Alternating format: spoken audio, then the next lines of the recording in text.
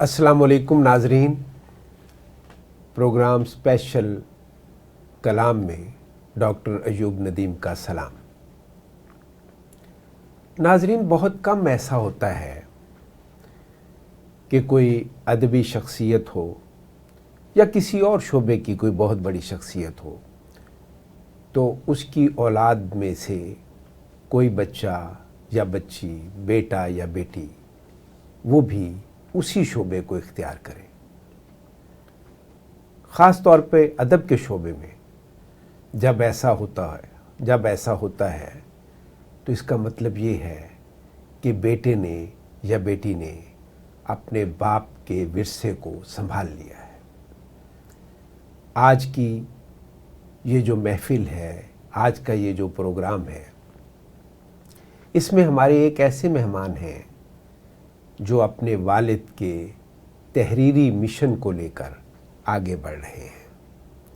ان سے بھی تعارف ہوگا کیونکہ یہ بہت ضروری ہے کہ بیٹے کو باپ کا علم ازبر ہو۔ اقبال نے کہا تھا، باپ کا علم نہ بیٹے کو اگر ازبر ہو، باپ کا علم نہ بیٹے کو اگر ازبر ہو، پھر پسر قابل میراث پدر کیوں کر ہو۔ اب میں آپ کا آج کے مہمانوں سے تعارف کراتا ہوں۔ پہلے ہمارے مہمان جو دوسرے نمبر پہ ہمارے ساتھ شریک محفل ہیں، وہ ہیں اشفاق احمد خان، جو فرزند ہیں پروفیسر محمد یونس حسرت کے۔ یونس حسرت ادب کا ایک نمایاں نام، خاص طور پر بچوں کے ادب کے حوالے سے ان کی خدمات کو کبھی نظر انداز نہیں کیا جا سکتا۔ اور ہماری پہلی مہمان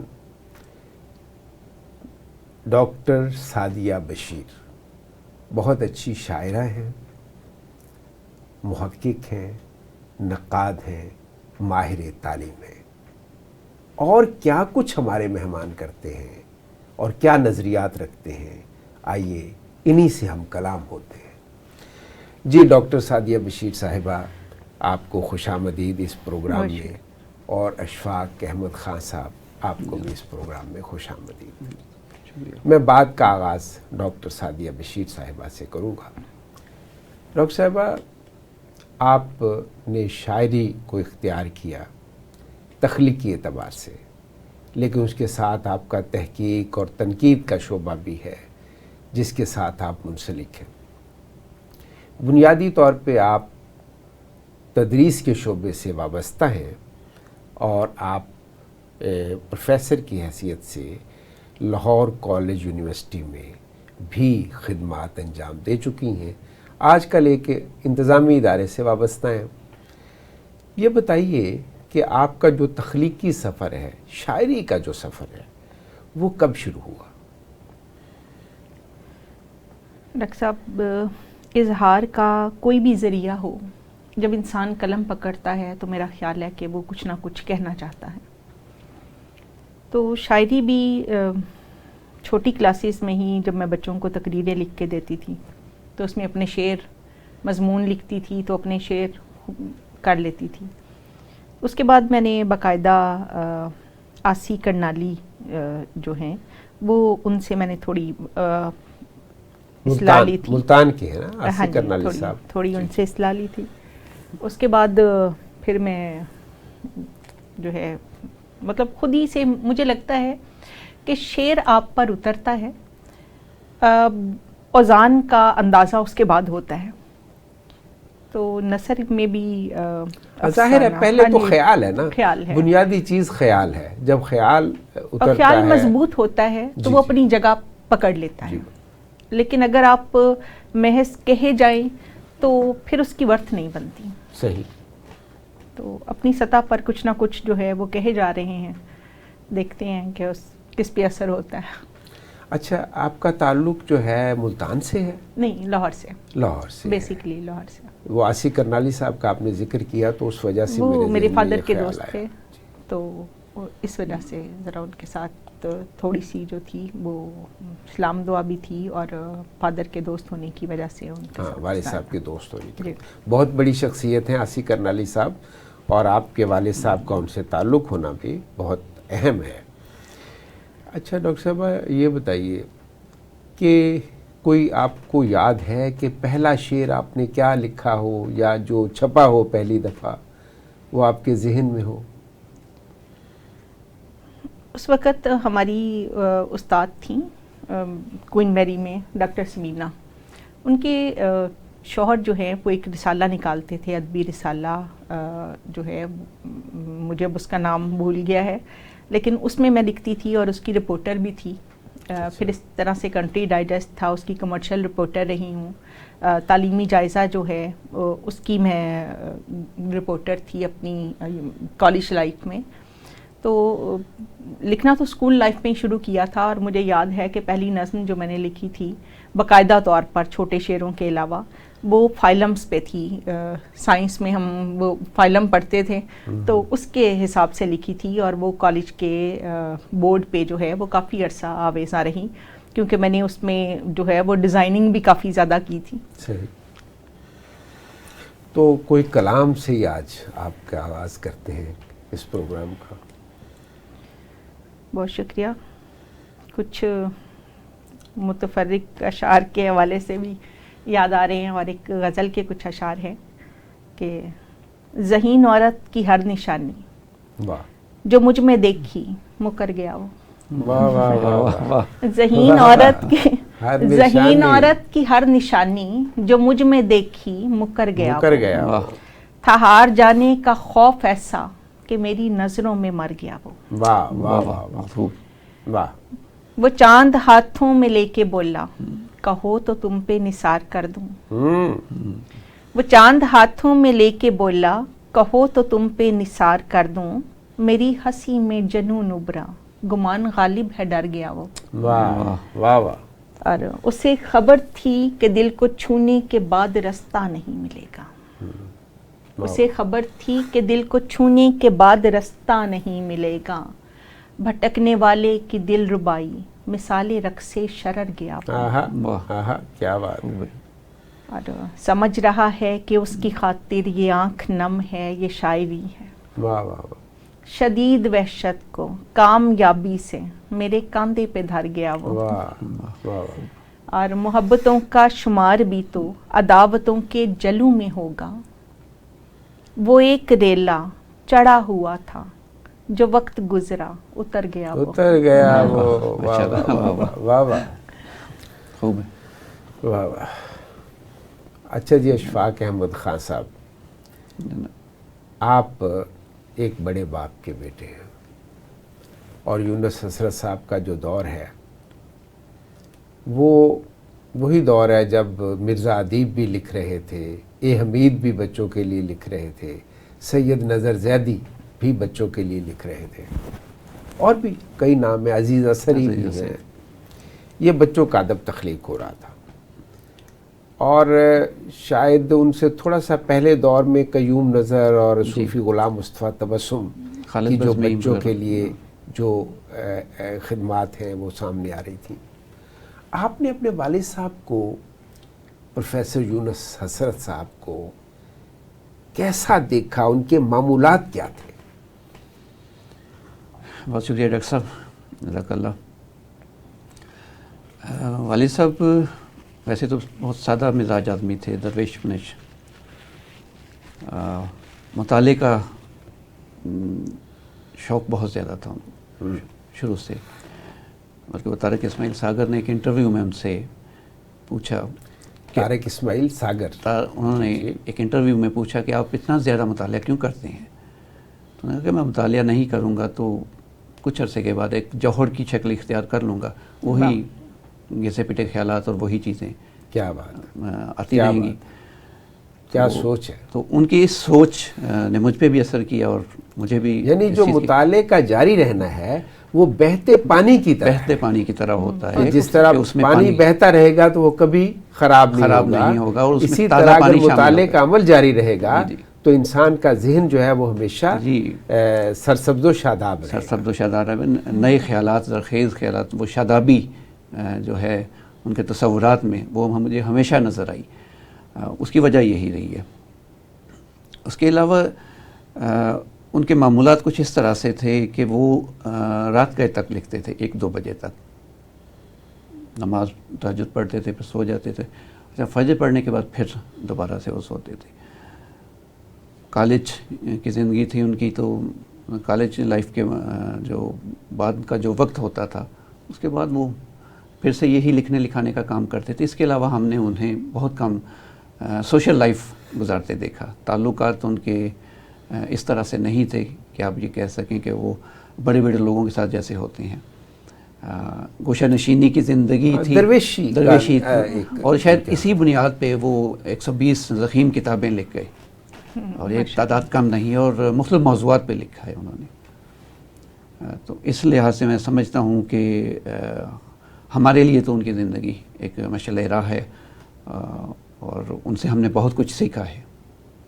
جو اندر سے بھرے لوگ ہوتے ہیں انہیں عموماً یہ ضرورت نہیں ہوتی خوش آمد کی، کسی کے پیچھے پھرنے کی، اور یہ بہت زیادہ تعلقات بنانے کی، کیونکہ ان کا اپنا اندر جو ہے وہ بہت روشن ہوتا ہے. جی بالکل. ڈاکٹر صاحبہ، یہ جو ہے اس طرح زندگی کو اسی کے نام کر دینا، لکھنے لکھانے کے، پڑھنے کے، اچھا یہ بھی تو تدریس ہے نا، اور اس کا بہت بڑا پیمانہ ہے، بہت بڑا سکیل ہے. ایک وہ تدریس ہے جو کلاس روم تک ہوتی ہے، ایک وہ ہوتی ہے جو قومی اور بین الاقوامی سطح تک پہنچتی ہے. اس کے بارے میں آپ کیا کہیں گی؟ دیکھیے، کتابوں کا فن اور ہے، اور زندگی کچھ اور شے ہے، علم ہے کچھ اور شے. زندگی سوزے جگر ہے، علم ہے سوزے دماغ. تو میرا خیال ہے کہ جو ہم تدریسی عمل میں پڑھاتے ہیں وہ ایک گھسا پٹا اور ایک صدیوں تک جاری رہنے والا ایک جمود ہے، جس کو ہم مسلسل رٹے کے ذریعے اسٹوڈنٹس کے ذہنوں میں تھوپتے رہتے ہیں. اس میں اگر تو آپ تخلیقی قوت سے کام لیں تو بے شمار استاد جو ہیں وہ اس کے جوہر دکھا رہے ہیں، اور کلاس روم میں میں یہ سمجھتی ہوں کہ ایک استاد جو ہے وہ بادشاہ ہے، وہ جس طرح سے مرضی پڑھا سکتا ہے. تو لیکن ہماری ایک جو ہے سلیبس کی شکل میں ایک جو رہنمائی کی گئی ہے، کچھ لوگ اسی کو فالو کرتے رہتے ہیں. اس سے میرا خیال ہے کہ ہمارے ہاں 2 طرح کا نظام تعلیم جو ہے وہ جنم لیتا ہے. اس پہ مجھے یاد آیا کچھ تو اساتذہ جو ہیں وہ گائیڈ سے گائیڈ کا سفر کرتے ہیں، اس سے باہر نکلتے ہی نہیں ہیں. جو کی بک مل جاتی ہے اسی کو پڑھتے ہیں، اسی سے پڑھا دیتے ہیں. اور وہ یہ سمجھتے ہیں کہ یہ جب تک نصاب تبدیل نہیں ہوتا تب تک انہیں کچھ نیا سیکھنے کی ضرورت نہیں ہے. اور میرا خیال ہے کہ 20 سال تک ہمارا نصاب تبدیل نہیں ہوتا. تو تبدیلی سر آتی بھی ہے تو وہ برائے نام ہوتی ہے، اس کے مقاصد کچھ اور ہوتے ہیں. مقاصد کچھ اور وہ ہوتے میں ہیں. بھی اس شعبے سے چونکہ وابستہ رہا ہوں، اس کے مقاصد کچھ اور ہوتے ہیں. اچھا اشفاق صاحب، آپ نے ایم فل کیا. جی سر. تو کیا موضوع تھا آپ کا؟ میں نے اپنے والد صاحب ہی پہ لکھا. ان کا جو بچوں کا ادب تھا، بچوں کا نثری ادب اور محمد یونس حسرت کی خدمات. اچھا، بچوں کے نثری ادب پر جی جو انہوں نے کیا، یونس حسرت صاحب نے، جی آپ نے اس پہ کام کیا. جی میں نے اس پہ اپنے والد صاحب کا انتخاب ہی کیوں کیا آپ نے ایم فل کے لیے؟ جی محترم ڈاکٹر صاحب، اصل میں میں یہ سمجھتا ہوں کہ اولاد سے بڑھ کر یا بیٹے یا بیٹی سے بڑھ کر اپنے باپ کو کوئی نہیں جانتا. ایک چیز، آپ نے ان کے ساتھ شب و روز گزارے ہوتے ہیں، ان کی علمی مصروفیات، ان کا شب و روز جو کچھ بھی اڑنا بچھونا ہوتا ہے وہ آپ کے سامنے ہوتا ہے. ہم سے بہتر شاید کوئی نہ کر سکے. باپ سے کو ہم چونکہ ایک بیٹے کی نظر سے بھی دیکھ رہے ہوتے ہیں. اگر آپ کا ذوق ہے اور شوق ہے آپ کو بھی، اور آپ کا تعلق بھی اسی فیلڈ سے ہے، تو آپ کے لیے تو اس میں بہت زیادہ رہنمائی موجود ہے. تو میں یہ سمجھتا ہوں کہ بیٹے سے بڑھ کر اپنے باپ پہ. اچھا، پھر ایک اور پہلو بھی تو ہے نا جی اشفاق احمد خان صاحب، ایک اور پہلو بھی ہے کہ آج کل لوگ آسانی ڈھونڈتے ہیں تحقیق میں بھی، کہ ایسی شخصیت مل جائے جس سے ساری معلومات بھی حاصل ہو جائیں اور وہ رہنمائی بھی کر دے اور سب کچھ انہیں کچھ کرنا نہ پڑے. ورنہ تو تحقیق جو ہے یہ بہت دشوار کام ہے، بہت محنت طلب کام ہے. جی سر، میں ایک چھوٹی سی مثال اس پہ دینا چاہوں گا. ایک مرحوم رائٹر ریاض جاوید تھے، ان پہ کچھ کام نہیں ہوا تھا، تو مجھ سے کسی نے رابطہ کیا کہ کوئی بتائیں ٹاپک. میں نے کہا کہ یہ مرحوم رائٹر ہیں، ان پہ کسی نے کام نہیں کیا، تو ان پہ کام کیجیے. تو اتنا تردد ہوا، بہت مشکل سے مانے. میں نے پھر ان سے سوال کیا کہ کیوں آپ؟ کہنے لگے کہ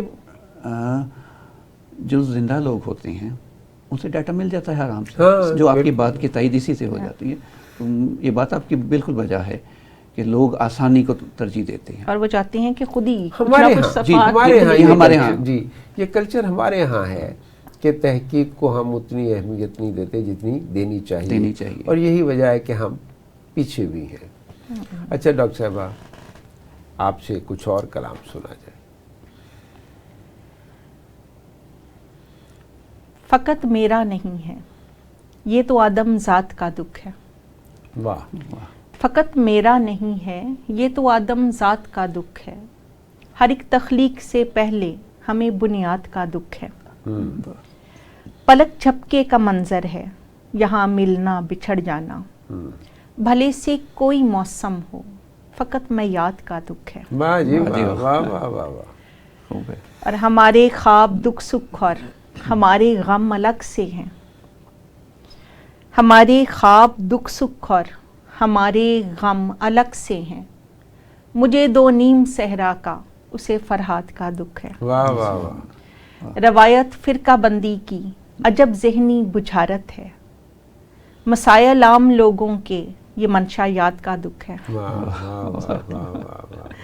منشایات کو کہاں استعمال کیا؟ مسائل عام لوگوں کے یہ منشا یاد کا دکھ ہے. اور غلامی میں غلاموں پر صحیفے کب اترتے ہیں. غلامی میں غلاموں پر صحیفے کب اترتے ہیں. اناگیری بصارت کی میرے اجداد کا دکھ ہے. واہ واہ واہ واہ. بہت شکریہ اس کلام کا. پروگرام کا نہیں، پروگرام ابھی جاری ہے، لیکن ناظرین یہاں ہم لیتے ہیں ایک بریک. جی ناظرین، دوبارہ خوش آمدید. اب ہم پروگرام کا بقیہ حصہ، وہی باتیں جو ابھی جاری تھیں انہیں آگے بڑھاتے ہیں. اشفاق صاحب، یہ آج کل ایک تو مسئلہ تھا الحاقی کلام کا کہ بعض شاعروں کے کلام میں الحاقات شامل ہو گئے، پھر ان کو الگ کرنا ہے، کیسے کرنا ہے، یہ ایک ایشو ہے. دوسرا مسئلہ جو پیدا ہوا ہے وہ یہ ہے کہ جن شاعروں نے اپنے کلام کو متروک کر دیا، اپنی شاعری سے نکال دیا، اسے بھی ڈھونڈ ڈھونڈ کر دوبارہ شامل کیا جاتا ہے اور اس کے باقیات میں اس کو چھاپا جاتا ہے یا تحقیق کے ذریعے اس کو سامنے لایا جاتا ہے. یہ کیسا عمل ہے؟ ڈاکٹر صاحب، یہ بہت بڑا ظلم ہے. دیکھا جائے تو یہ ایسا ہی ہے کہ کسی والد نے اپنے اولاد کو، ناخلف اولاد کو آگ کر دیا ہو اور آپ دھکے سے اس کو شامل کریں کہ نہیں یہ آپ کا حصہ ہے. نہیں، اولاد تو وہ رہے گی نا، رہے گی، ناخلف بھی ہوگی، لیکن اس کا جو امپیکٹ ہے اس کی پوری، اس پہ اس کو ذرا غور سے دیکھیے. اگر ہم یہ بات کریں الحاقی کلام کی یا متروک جو ہمارا کلام ہے، جب کسی شاعر نے ان کو قلم زد کر دیا، ہم کون ہوتے ہیں اس کو اریز کر کے، اس کا نشان کو مٹا کے دوبارہ سے اس کے کلام کا حصہ بنانے والے. اچھا، اس کا نقصان کیا ہے؟ اس کا نقصان سر یہ ہے کہ وہ کلام، مثال کے طور پہ آپ علامہ اقبال کی ذات کو لے لیجئے. ان کا کلام کیسا ہے، کتنا شاندار ہے، جس نے اقبال کو اقبال بنایا اور عالمگیریت عطا کی. وہ کلام جو علامہ اقبال نے متروک کیا، کاٹا خود اپنے قلم سے، وہ باقیات اقبال کے نام سے مرتب ہوا.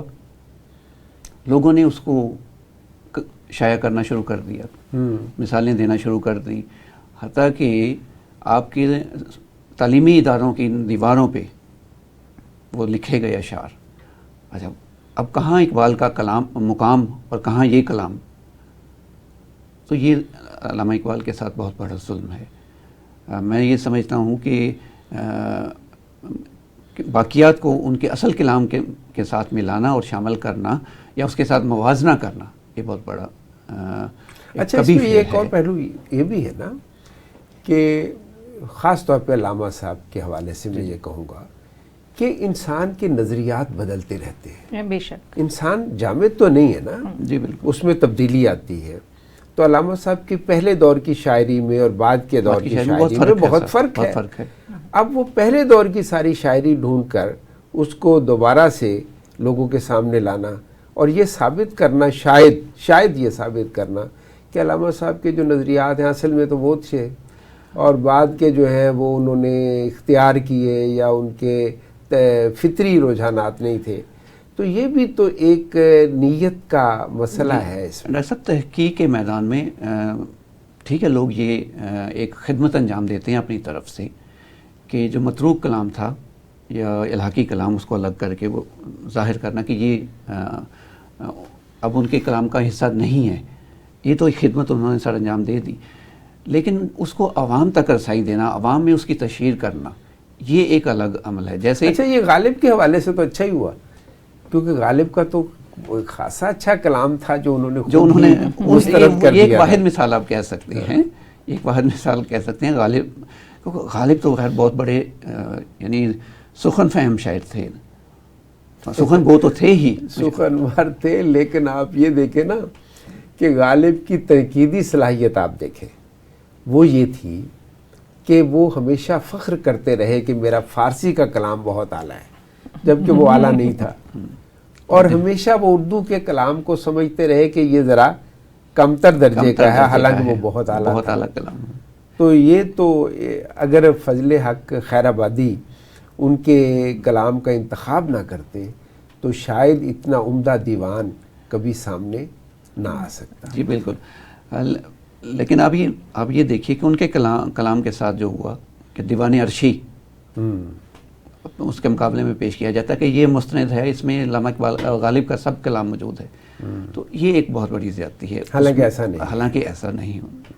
تو یہ ادبی دنیا میں آپ دیکھیے کہ جن لوگوں نے دیگر جو مشہور شعراء کرام ہیں ان کے ساتھ بھی ایسا ہوا ہے کہ ان کے قلم زد کیے ہوئے مسترد کیے ہوئے کلام کو اس میں دوبارہ سے شامل کیا گیا. بعد میں غالب کے دیوان کو جو حامد علی خان صاحب نے مرتب کیا وہ بہت اچھا اس میں ہے. جی تقریباً سارے کا سارا اس میں آ گیا ہے. جی جی بالکل ٹھیک. جی آپ کی بات بچ جائے. جی ڈاکٹر سعدیہ بشیر صاحبہ، آپ نے پی ایچ ڈی کس موضوع پہ کی؟ اردو افسانے میں اخلاقی اقدار. اردو افسانے 2000 تک شاعرہ ہو کر اور کام کیا آپ نے افسانے پہ اور اخلاقی اقدار اور ایم فل میں منٹو کے غیر جنسی افسانوں کا وہاں بھی افسانہ، وہاں بھی کہانی. جب میں نے یہ کام شروع کیا ڈاکٹر سلیم اختر نے موضوع دیے تھے تو ہماری ڈاکٹر سلیم اختر کیا بات، نام بھی آپ نے بڑا، اللہ تعالیٰ ان کو بہت رحمت میں رکھے، بہت بڑی شخصیت تھے وہ. تو انہوں نے مجھے یہ اعزاز حاصل ہے کہ میں ڈاکٹر صاحب کا ہمسایہ ہوں. وہ ان کا اور میرا گھر آمنے سامنے تھا کیونکہ ان کے انتقال کے بعد پھر وہ گھر بیچ گئے ان کی اولاد جو ہے. جی ڈاکٹر صاحب. ڈاکٹر سلیم اختر کے نام پہ ہم نے ایجوکیشن یونیورسٹی میں داخلہ لیا تھا، ہمارے جتنے ساتھی تھے، اور میں بتا رہی تھی کہ یہ ڈاکٹر صاحب نے موضوع جو تھا وہ دیا تھا. ہماری جماعت میں سے کوئی نثر پسند تھی، ان کو شاعری پہ اتنا نہیں تھا. تو یہ جو آپ نے افسانے پہ کام کیا اور کہانی پہ کام کیا، کچھ اس سے آپ کی شاعری کو بھی فائدہ ہوا؟ دیکھیں شاعری ایک میں بہت کم کرتی ہوں، کم لکھتی ہوں. کالم ایک لگے بندے آپ کو مجبوری کے عالم میں آپ کو لکھنا پڑتا ہے. تو شاعری کو جب تک جو بات اشفاق صاحب کر رہے تھے کہ جب تک آپ پڑھتے نہیں ہیں آپ کو فائدہ نہیں ہوتا، آپ کو افاقہ نہیں ہوتا. تو جب تک آپ چیزیں پڑھتے نہیں ہیں آپ کو نئے خیالات کی ترویج میں اور یہ سمجھیں کہ ان کو یکجا کرنے میں مشکل پیش آتی ہے. ہم ہر روز کچھ نہ کچھ نیا سیکھ رہے ہوتے ہیں. تو ظاہر ہے ہر تخلیق کار کو پڑھنے سے فائدہ ہوتا ہے۔ اچھا اشفاق احمد خان صاحب، آپ کے والد صاحب کی ایک بچوں کے لیے ایک سیریل پی ٹی وی سے چلا اور وہ تھی بھوت بنگلہ، کافی مشہور ہوئی اور بچوں میں مقبول بھی ہوئی۔ آپ نے بھی نثر سے رشتہ جوڑا، آپ کی کوئی 70 کے قریب کتابیں ہیں جی جی، اور جن کا تعلق بنیادی طور پر کہانی سے ہے، اور کہانی وہ جو تربیت کرے، اصلاح کرے۔ تو یہ جو رشتہ ہے کہانی سے آپ کا، یہ والد صاحب کی وجہ سے ہے یا ویسے ہی آپ کا ایک طبعی رجحان اس طرف تھا؟ گھر کا ماحول جو ہوتا ہے وہ اثر انداز ہوتا ہے۔ اگر علمی ماحول ہے، پڑھنے لکھنے کا ماحول ہے اور آپ کے چاروں طرف کتابیں بکھری ہوئی ہیں، تو یہ ہو نہیں سکتا کہ آپ اس سے بے نیاز رہ سکیں۔ اور پھر والد صاحب کا ایک کہانی کار اور ایک ناول نگار کے طور پہ مشہور ہونا، لوگوں کا ان کے بارے میں بات کرنا اچھا لگتا تھا۔ پھر ایک دوست نے ایک دفعہ کہا کہ بھئی آپ کے والد صاحب اتنے بڑے لکھاری ہیں تو آپ بھی لکھیں۔ میں نے بھی لکھنا شروع کر دیا، اور یہ گھر کے ماحول کا گھر کے ماحول کا اثر ہے کہ آپ نے پھر لکھنا، کیونکہ لکھنے کا تعلق محض ارادے سے تو نہیں ہے، بالکل نہیں، صلاحیت سے ہے۔ ہاں، اس میں ایک جو میں سمجھتا ہوں کہ جو قدرت نے مجھے موقع عطا کیا سیکھنے کا، والد صاحب نماز عصر کے بعد اپنے والدین کی قبر پہ فاتح خوانی کے لیے روزانہ جایا کرتے تھے۔ تو ایک دن گزرتے ہوئے پاؤں پھسلا، ریلوے لائنز تھیں، ان کی کراسنگ کرنی پڑتی تھی، پھسلتے ہوئے ان کے ہاتھ پہ چوٹ لگی۔ تو ان دنوں وہ ایک نصابی کتاب لکھ رہے تھے ایک ادارے کے لیے، تو انہوں نے مجھے کہا کہ بھائی لکھو، میں لکھواتا ہوں۔ اچھا، وہ لکھنے کا عمل ایسا تھا جس نے مجھے جملوں کی ساخت، ان کی بناوٹ، ان کی گہرائی، ان کی خوبصورتی سے آشنا کیا۔ تب مجھے سمجھ آیا کہ جملہ ہوتا کیا ہے۔ ان کی نثری تحریروں میں کہانی کا عنصر نمایاں ہوتا تھا، جس کی بنیاد پہ ان کی کتابیں بہت زیادہ وہ مشہور ہوئیں۔ تو میں سمجھتا ہوں کہ یہ جو لکھنے کا عمل ہے یہ مجھے اپنے ورثے ہی میں ملا، شاید جینز میں آپ سمجھ لیں۔ ڈاکٹر صاحب، آپ کیا سمجھتی ہیں آج جو بچوں کا ادب ہے کتنا ضروری ہے؟ زیادہ ضروری ہے، کیونکہ ہماری ایک جو نئی نسل ہے اس کو ہم نے ایک گلوبل ولیج میں چھوڑ دیا ہے اور اس کی تربیت نہیں کی، نہ سوچ میں، نہ اخلاقیات میں، اور نہ ہم نے شعور میں ان کی کوئی تربیت نہیں کی۔ تو یہ کہانیاں، اخلاقی کہانیاں جو کسی نتیجے پر پہنچتی ہیں، جو کسی فلسفے کی بنیاد پر ہوتی ہیں، ان سے بچوں کی آشنائی بڑا ضروری ہے۔ اور بچے کتابیں پکڑتے نہیں ہیں، مطلب بچوں کو کتابوں میں انٹرسٹ نہیں ہے۔ بچے تو بیچارے لا تعلق ہو گئے نا، آپ نے تعلیمی اداروں سے بزم ادب ختم کر دی، بالکل، آپ نے بین الکلیاتی مشاعرے، بین الکلیاتی مباحثے اور تقریری مقابلے سب ختم کر دیے۔ تو اب کیسے وہ کلچر جو ہے وہ دوبارہ آپ اس کو پروان چڑھا سکتے ہیں؟ دیکھیں، ایک ہم آؤٹ سورس کر رہے ہیں اسکولز کو، پرائمری تعلیم جو ہے وہ ہمارے ملک میں ختم ہونے جا رہی ہے۔ تو اس کا مطلب یہ ہے کہ اب تربیت بھی ہمارے ہاتھوں سے نکل گئی ہے۔ یہ سمجھیں، اب میں یہ نہیں کہوں گی کہ وہ کن کے ہاتھوں میں جائے گی، لیکن وہ استاد کے ہاتھ سے نکل گئی ہے، ٹھیک ہے۔ اور استاد بھی وہ جو تربیت یافتہ ہو، ہم ہر ایک کو استاد نہیں کہہ سکتے۔ ہم اب اچھا، مسئلہ یہ بھی ہے نا ڈاکٹر صاحبہ کہ استاد کون سا کسی جزیرے میں رہتا ہے، جو حال پورے معاشرے کا ہے وہی استاد کا ہے، اس کو الگ کیا نہیں جا سکتا، اس کی بھی ضرورتیں ہیں، اس کے بھی مسائل ہیں۔ یہ ایک بہت بڑی ڈیبیٹ ہے۔ آپ کے کلام سے ہم مستفید ہوتے ہیں، محظوظ ہوتے ہیں، اپنے کلام سے نوازیں۔ بہت شکریہ۔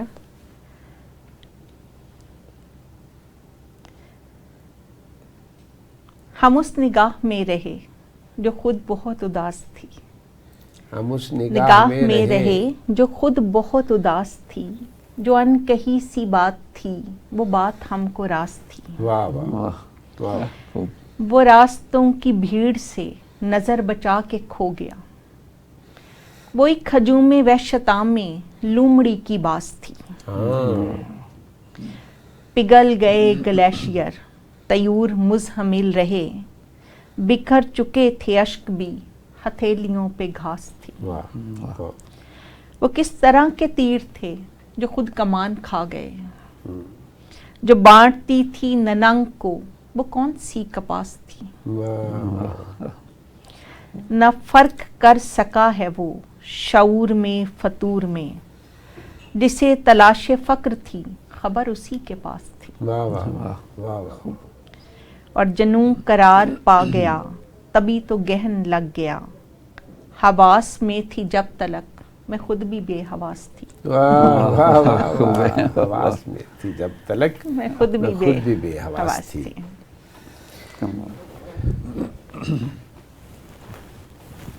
بہت شکریہ ڈاکٹر سعدیہ بشیر صاحبہ اور اشفاق احمد خان صاحب کہ آپ اسپیشل کلام میں تشریف لائے۔ ناظرین، سوال بہت ہیں اور ان سوالوں کے جوابات دینے والا کوئی نہیں۔ ہم نے تعلیم کو نظر انداز کیا، ہم نے تعلیمی اداروں کے ماحول کو نظر انداز کیا، ہم نے تربیت کو نظر انداز کیا۔ آج ہم شکوہ کرتے ہیں کہ ایسا کیوں ہوا۔ ناظرین، ایک واحد راستہ ہے اور وہ ہے محبت کا راستہ، اور محبت کا راستہ شاعری سکھاتی ہے، ادب سکھاتا ہے، کہانی، نظم، کچھ بھی آپ پڑھیں گے تو آپ کو ایک روشنی ملے گی۔ میں آج کے اس پروگرام کا اختتام یونس حسرت صاحب کے 2 نعتیہ اشعار پہ کروں گا۔ یونس حسرت کہتے ہیں، بن کے نبی کے لطف کا امیدوار دیکھ، سبحان اللہ۔ بن کے نبی کے لطف کا امیدوار دیکھ، اور پھر نزول رحمت پروردگار دیکھ۔ ایک بار سوئے گنبد خضرا تو کر نظر، ایک بار سوئے گنبد خضرا تو کر نظر، آتا ہے بے قرار کو کیسے قرار دیکھ۔ اس کے ساتھ ہی اپنے میزبان ڈاکٹر ایوب ندیم کو اجازت دیجیے۔ اللہ حافظ۔